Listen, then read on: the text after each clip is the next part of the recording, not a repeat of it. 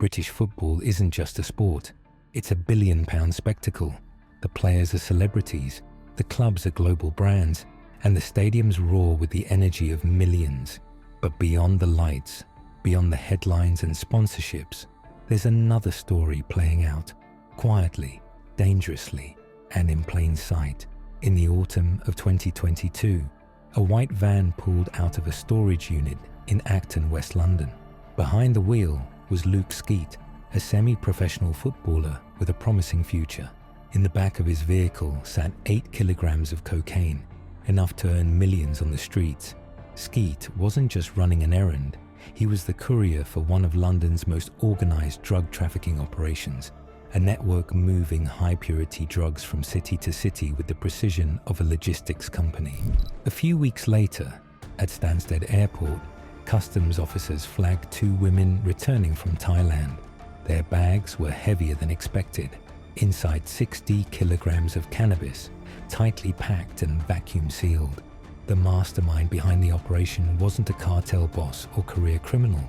It was Jay Emmanuel-Thomas, known as Jet, once a star striker for Arsenal's youth academy, now orchestrating drug shipments with his girlfriend in a suitcase. Then, in a private booth of a Mayfair nightclub, an England international footballer was found in the middle of a cocaine binge.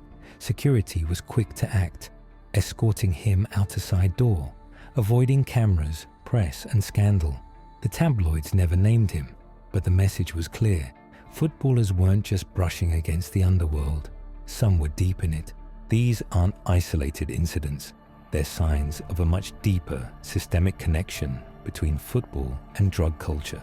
From ex-pros struggling to replace the rush of the game, to young players lured by fast money and nightclub glamour, the crossover is real and growing.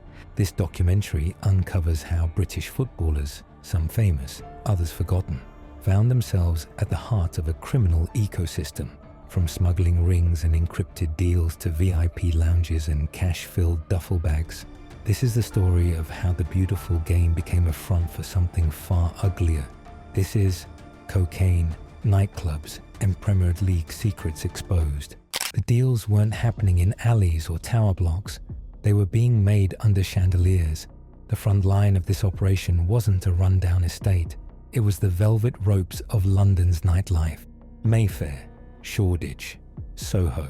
The city's most exclusive clubs weren't just playgrounds for footballers, influencers, and celebrities. They were trafficking hubs. Inside VIP lounges, cocaine passed hands between football agents and promoters. Cocaine was offered like champagne. And in private corners, runners took orders, exchanged packages, and disappeared into the night. At first glance, the men behind it looked like any group of young athletes. Tracksuits, designer trainers, spotless fades, but they were running a multi-million-pound supply chain. Skeete and his circle used gym bags to transport kilos of high-purity cocaine across London and Birmingham. Their front was spotless. Legitimate football careers, local club contracts, public Instagram accounts filled with training clips and matchday selfies. But behind the scenes, it was a different game. In October 2022, a surveillance team tailed Skeete to a storage facility in Acton. When they moved in, they discovered what they later described as an industrial warehouse of Class A drugs. 123 kilograms of cocaine, 224 kilograms of ketamine, packaging gear, burners, scales, tapes, all logged, labeled, and stored like inventory. Across the city, in Chiswick, another raid turned up hundreds of thousands in cash, bundled in duffel bags, stashed in walls, shoved into floorboards. The drug money wasn't just fast, it was organized. In nightclubs just blocks from Oxford Street, staff described a pattern. Regular runners entering every hour, well-dressed men slipping bathroom keys to VIP guests. One bartender claimed, the footballers came in like royalty. You could tell who was there to party and who was there to profit. These weren't isolated events. EncroChat data later revealed the web extended across Manchester, Liverpool, and Cardiff, from nightclub promoters to club recruiters, from couriers to ex-pros. The trade operated with a hierarchy, codes, and even meeting schedules. This was no side hustle.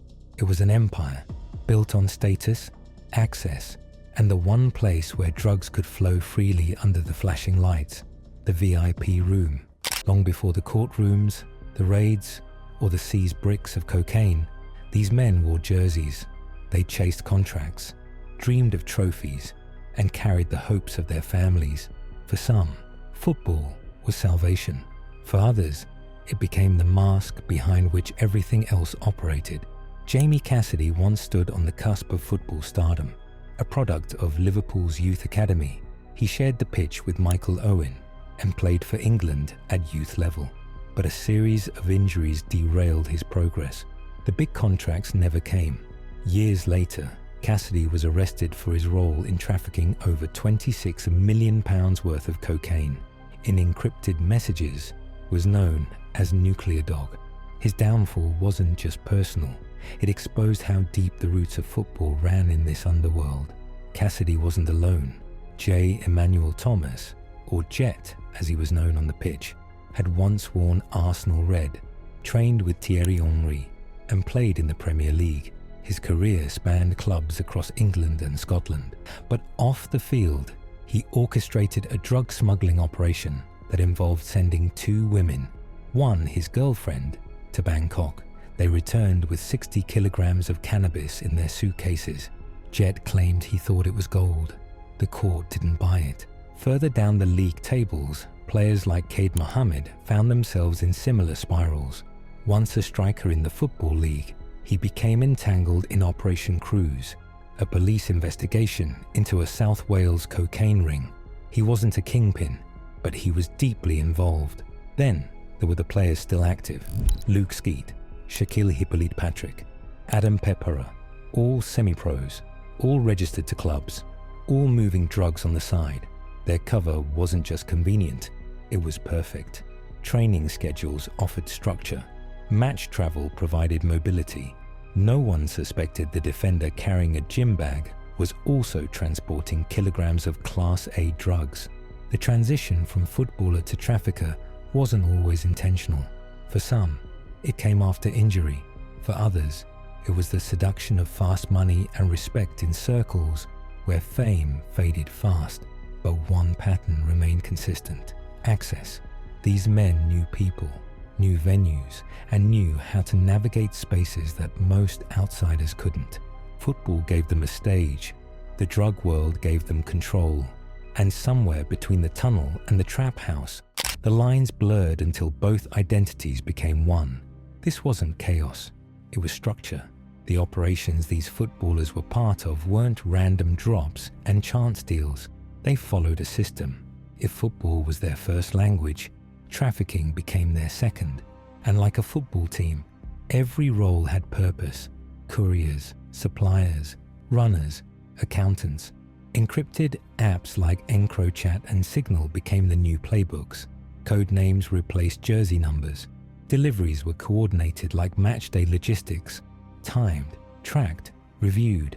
A gym bag that once carried boots now carried bricks of cocaine. A team van once meant for away matches was repurposed for drug runs across counties. Some used their status to move discreetly. A tracksuit and club crest were shields. Who questions a footballer making a stop along the M40? A player travelling between London and Birmingham doesn't raise flags. Not unless you know to look. Skeete and his co-defendants, Hippolyte-Patrick and Pepera, did more than run drugs. They moved with discipline. Every drop-off logged, every payment tracked. One police officer described it as a football club merged with the criminal syndicate. Social media added another layer. The image of young athletes in flashy cars and designer clothes was often seen as just that, image. But beneath the filters were real transactions. A £10,000 stack beside a steering wheel. A tagged location that doubled as a meeting point. An emoji caption hiding encrypted meanings. Even beyond their direct actions, football's world gave them access others didn't have. Club promoters loved having players around. Free publicity, guaranteed crowds. That trust meant players could bring in friends without scrutiny. One of those friends might carry a kilo wrapped in a towel. Another might collect cash from the bar's back room. It wasn't just about moving product. It was about being untouchable. Football brought credibility in a world that prized flash and bravado. To be a player in the drug world, literally and metaphorically, was to hold status. It was a new kind of stardom, one that didn't require match fitness, just fearlessness. And as long as the bags kept moving and the cash kept flowing, no one questioned where the talent went when the final whistle blew. No system runs forever. What began as a seamless operation built on ego, access, and encrypted messages eventually crumbled, because someone always talks, someone always slips, and surveillance never sleeps. In October 2022, it was Luke Skeete who made the final mistake. Police had been watching him for months. When they moved in, they found not only the drugs he was carrying, but also the network he was protecting. That single arrest opened the gates to a wider investigation. Operation Waffle Edge, led by the Metropolitan Police, was the result of tireless surveillance, wiretaps, and digital forensics. It uncovered one of the UK's most organised trafficking rings, led by individuals with direct ties to semi-professional and former professional football clubs. Skeete, along with Shaquille Patrick and Adam Pepara, was found guilty of conspiracy to supply Class A drugs. In total, the ring trafficked more than 100 kilograms of cocaine across cities. The sentences were harsh. Skeete alone received 16 years. In total, the group faced over 45 years behind bars. But they weren't the only ones falling. Jamie Cassidy, once the rising hope of Liverpool FC, was sentenced to 13 years for his role in a £26 million cocaine plot. His messages revealed not just his leadership in the network, but also his coded communications, his discipline, and his loss. He went from boot rooms at Anfield to Category A prison blocks. In 2024, Jay Emmanuel-Thomas was arrested and charged after the cannabis smuggling operation from Thailand was exposed. While awaiting sentencing, his club sacked him. Sponsors disappeared. Once heralded as a rising star, his name became synonymous with disgrace. In courtrooms across the country, judges repeated the same themes: wasted potential, arrogance, betrayal. These men had opportunities most people only dream of, and they chose a different path. The fall wasn't just legal, it was personal, public, and irreversible. And behind the scenes, whispers grew louder. More names, more connections. Some footballers escaped notice. Some haven't been caught yet, but the message was clear. Nobody is above the law, no matter how many caps they've earned or goals they've scored. The arrests made headlines, but the damage went far deeper than news cycles. In club locker rooms, there was silence. On youth training grounds, there were whispers. And in families, there was shame. For fans, the betrayal stung. These weren't just criminals, they were local heroes. Boys from the neighborhood who once signed shirts and posed for photos. Their downfall felt personal. In stadiums where they used to be cheered, their names are now met with disbelief or erased entirely. For football clubs, the impact was twofold: image and introspection. How had this gone unnoticed? How had team managers, agents, and administrators failed to see the signs? Some responded by doubling down on internal education programs, lectures on off-pitch behavior, financial literacy, and mental health. But others quietly distanced themselves, deleting social media posts and revising club histories. And for the players who weren't caught, but knew or suspected, the atmosphere changed. WhatsApp groups went silent. Some left the nightlife scene altogether, wary of getting pulled into the same spiral. A few cooperated with the investigations. Others simply moved on, pretending it never happened. But for the families, especially parents and children, the fallout was brutal. Public shame, financial ruin, and years without seeing a loved one free. For every seized kilogram of cocaine, there was a mother who once drove her son to training. For every encrypted chat, a family that thought football would change everything. This wasn't just a crime story. It was a cultural wound, one that raised questions about who we idolize, what we overlook, and how fame can become both shield and sword. Football is the heartbeat of British culture. It builds dreams, lifts communities, and turns teenagers into millionaires. But in that spotlight, some lose their way, not because they weren't talented, but because the game never taught them how to survive when the crowd stops cheering. What these cases reveal isn't just a few bad decisions, it's a system that allowed fame to mask criminality, a culture where access opens doors and no one asks questions. When a young man in a designer tracksuit walks into a nightclub with a bag worth £500,000, these men had everything: contracts, admiration, the future at their feet, and yet they stepped off the pitch and into the underworld. Whether out of greed, pressure, or desperation, they made choices that will define the rest of their lives. For the next generation of footballers watching, there's a lesson here, not just about drugs, or money, or fame, but about identity. Because in the end, your name on the back of a jersey isn't what defines you. It's what you do when the cameras aren't rolling.